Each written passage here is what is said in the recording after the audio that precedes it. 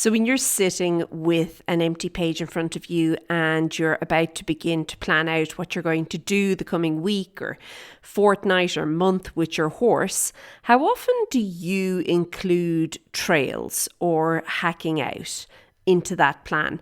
I think this is really, really important, and it's an element that for so many reasons, which I'm going to get into just now, you can begin to tap into to actually boost your horses and your own training and development. Okay, let's dive in.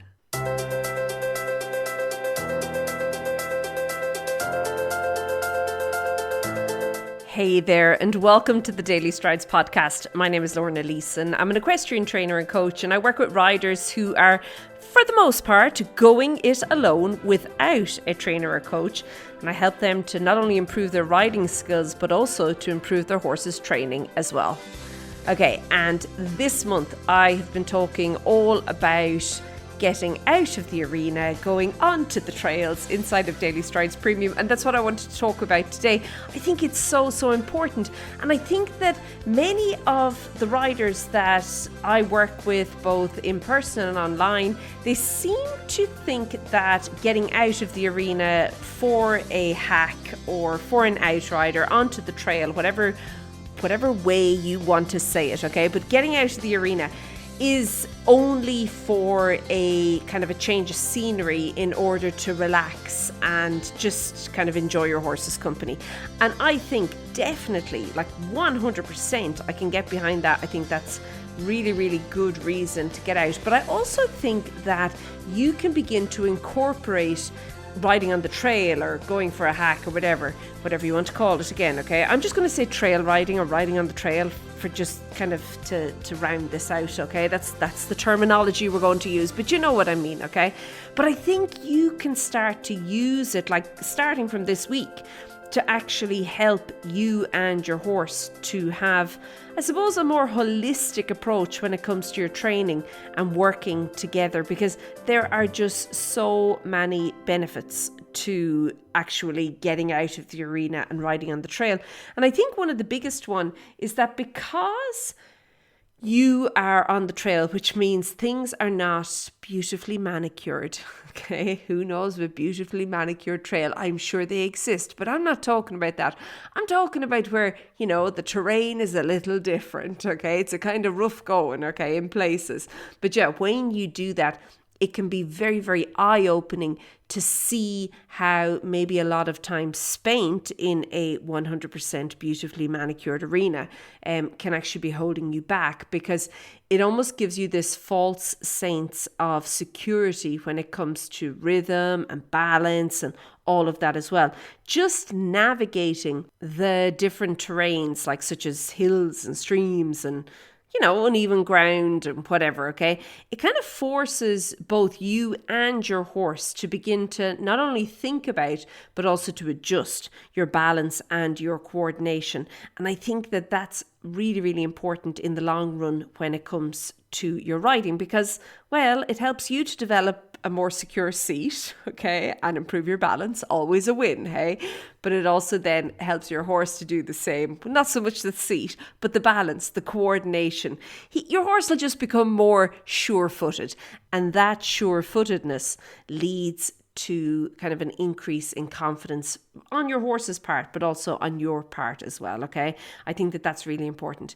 Now, the second reason that I like getting out of the arena, okay, is how the change can really begin to help you and your horse move together as a team a little bit better, okay? Now, I love change. I've often seen horses who they've maybe been ridden in one specific area, it doesn't have to be an arena, but a specific area for like the majority of their time or for a long time. And then as soon as they go to a different area, and this can be like the other side of a fence, okay, they tend to get all like, whoo, where are we now? Jeepers. And meanwhile, they're in the same place. They're just the other side of the fence. The perspective has changed.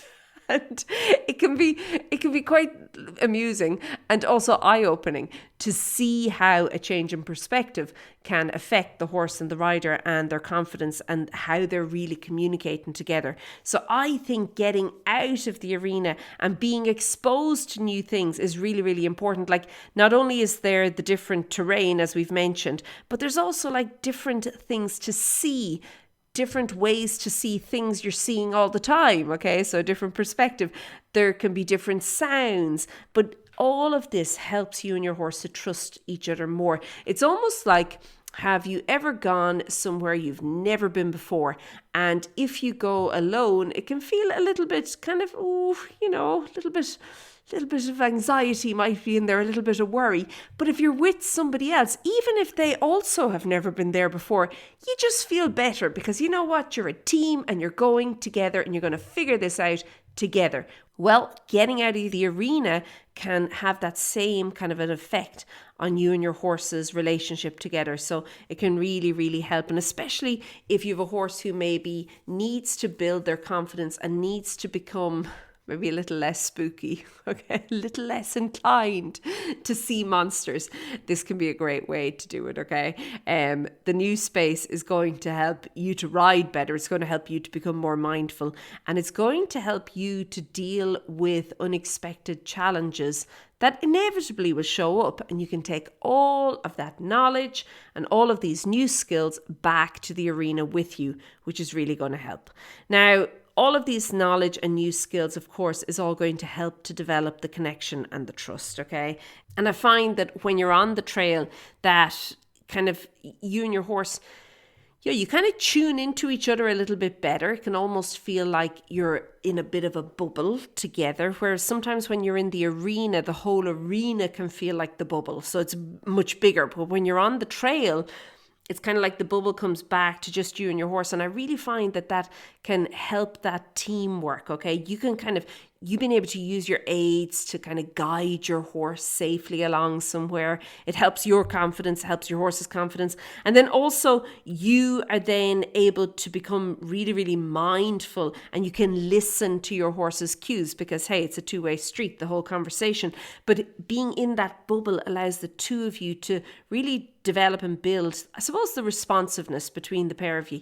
And I think that's really important. And then, of course, there's the actual training end of it. Now, we've spoken a lot about the confidence and about how you can develop the partnership, the trust, the bond. But there's also the physical training that will come into this. And I think the physical training is important. And I think if you can begin to incorporate that into your everyday training with your horse, it can be a really, really powerful catalyst for both of you to actually take back then to first of all, see things from the different perspective, get to experience things from a different perspective, and then bring that back to the arena. And it can almost like transform what's going on in the arena. Just this kind of doing the same thing, but being out of the arena.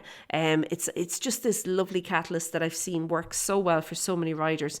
So if you're wondering what you could work on, well, the kind of basic Captain Obvious one would be transitions.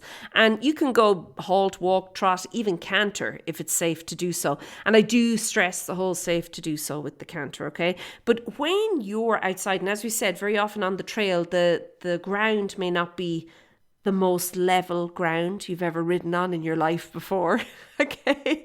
And that then adds to the whole experience of riding each of the transitions, okay? When the ground is like unlevel or uneven, okay?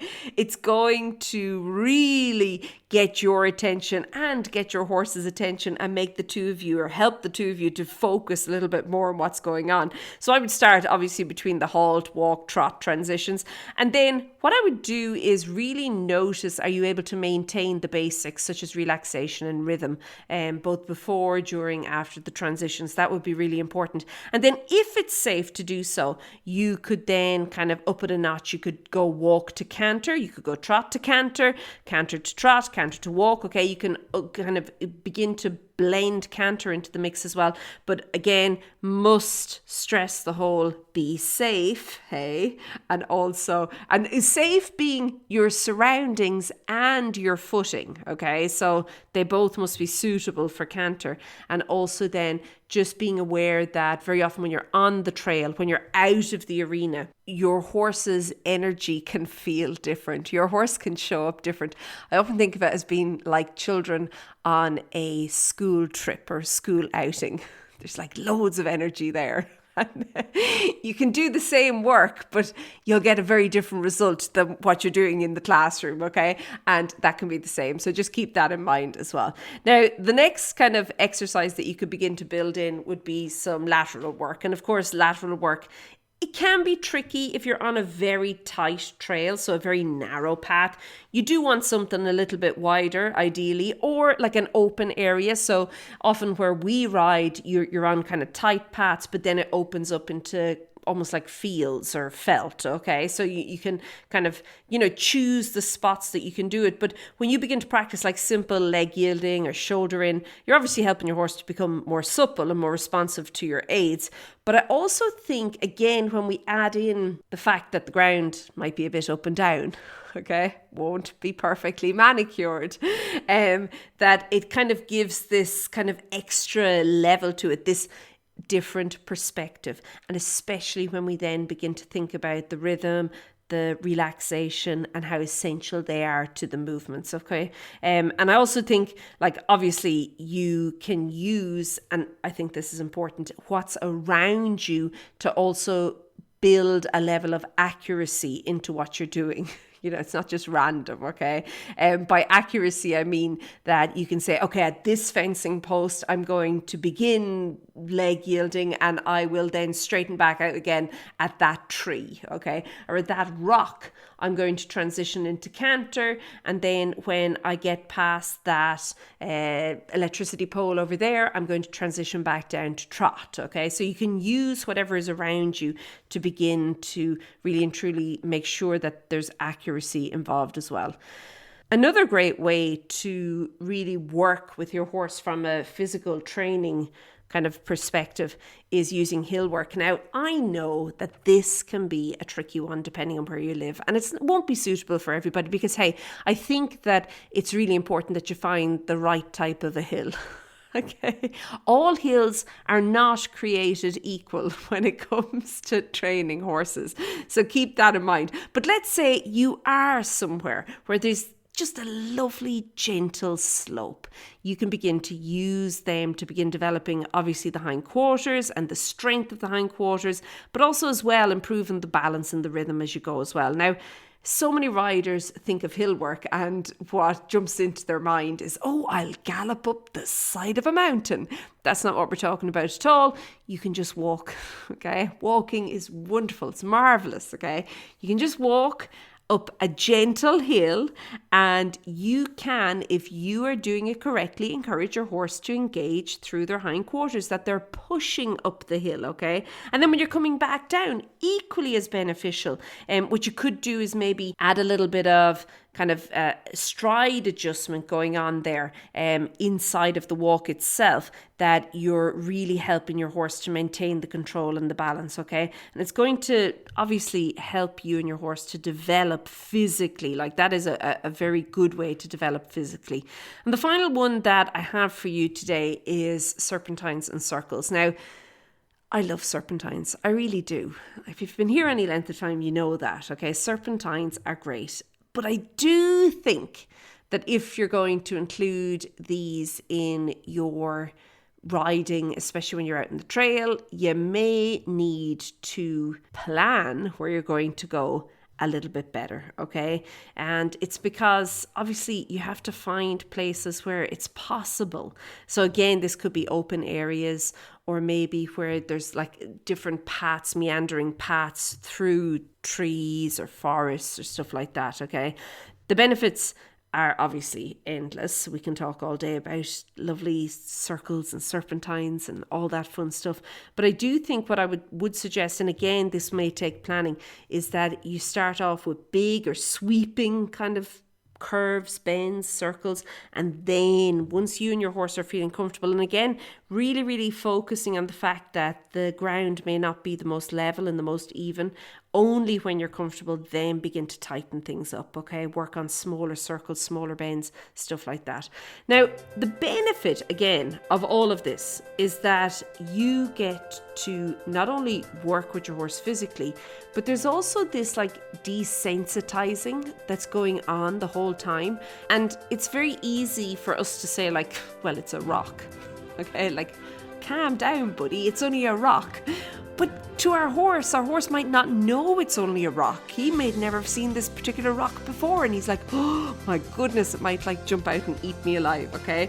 You have to be both confident but also compassionate, okay? I think that when you're on the trail, kind of keep in mind that everything you're approaching, you're doing it very calm, you're doing it confidently, and then as you are kind of regularly introducing your horse to these potentially scary things and it all works out good, that is again going to build both of your trust and your confidence in yourself, and he'll build his trust in himself as well, but also then in each other as well. And of course, these are absolutely like that trust, confidence, connection, partnership, absolutely essential for anything you want to do going forward with your horse.